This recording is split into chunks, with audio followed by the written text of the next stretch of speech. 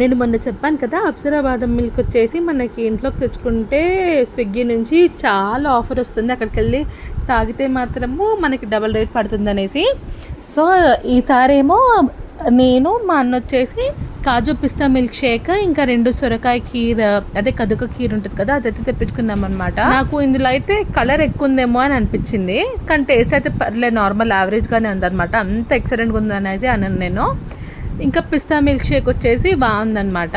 మామూలుగా మనం ఫంక్షన్స్లో తినే కద్దుక కీర్, ఈ కీర్కి డిఫరెన్స్ అయితే ఉంది. ఇంకా కాజు పిస్తా మిల్క్ షేక్ అయితే చాలా బాగుందన్నమాట.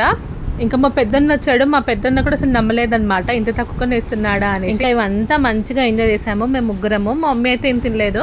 ఇంకా లాస్ట్కి మళ్ళీ మొన్న తెచ్చిన బాదం మిల్కే నైట్కి కూడా మళ్ళీ తెప్పించాడు అనమాట మా చిన్న. అది మా అన్న టేస్ట్ చేయలేదనేసి. ఇంతకీ మీకు వీళ్ళ దగ్గర బాదం మిల్క్ ఇష్టమా, కాజు పిస్తా మిల్క్ ఇష్టమా? కామెంట్స్లో చెప్పండి.